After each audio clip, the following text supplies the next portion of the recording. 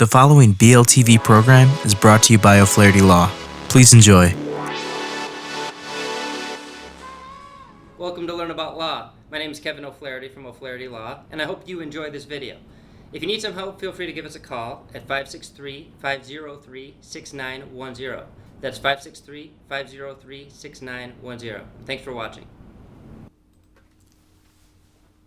Hi, this is Andrew with Learn About Law, and in this video I'm going to discuss how to handle a landlord who won't fix your rental in Iowa. So the place you're renting has some issues. Maybe the water heater breaks down, the fridge leaks, the window fails to shut and lock, whatever the reason.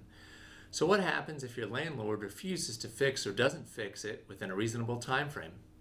Well, what you shouldn't do is stop paying your rent right away. Now, you may argue that the landlord is violating the rental agreement and Iowa landlord-tenant laws, so you shouldn't have to pay your rent. And it's possible you can take your landlord to court, but there's no way to predict how the judge will rule, and you may find yourself unexpectedly evicted. So if your landlord won't make the repairs or is taking too long, a few options include making the repairs yourself, ending the lease and moving out, or calling the housing inspector to lodge a complaint. If you want to make the repair yourself, you first have to notify the landlord in writing. Certified mail works well here. Then you can make the repairs and deduct them from your monthly rent.